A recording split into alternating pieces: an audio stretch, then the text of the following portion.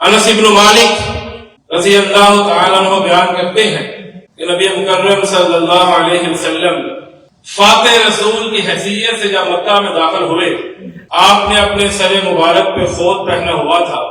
ابھی آپ نے وہ خود اتارا، ایک شخص نے آ کے عرض کی کہ آقا، ابن قتل بیت اللہ کے پردوں میں چھپا ہوا ہے، اس کے بارے میں حکم فرمائیے۔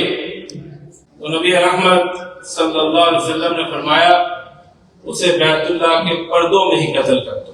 اس حدیث کو پڑھنے کے بعد کوئی بھی ایسا غیرت مند مسلمان نہیں ہے جو گستاخ رسول کے معاملے میں سیکنڈ کے 1000ویں حصے میں بھی کسی بھی قسم کی نرمی رکھتا ہو۔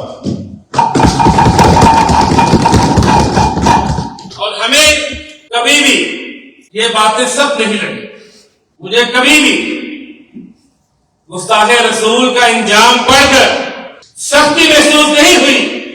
آج کسی ملک کا سفیر اگر بدر کیا جائے، آج کسی دنیاوی لیڈر کی توہین کی جائے، تو لوگ کہتے ہیں فلاں کے دل کو تکلیف ہوئی ہے، اور یہاں پر وہ ہستی اقدس و مقدس ہے کہ جن کی وجہ سے آج ہم مسلمان ہیں۔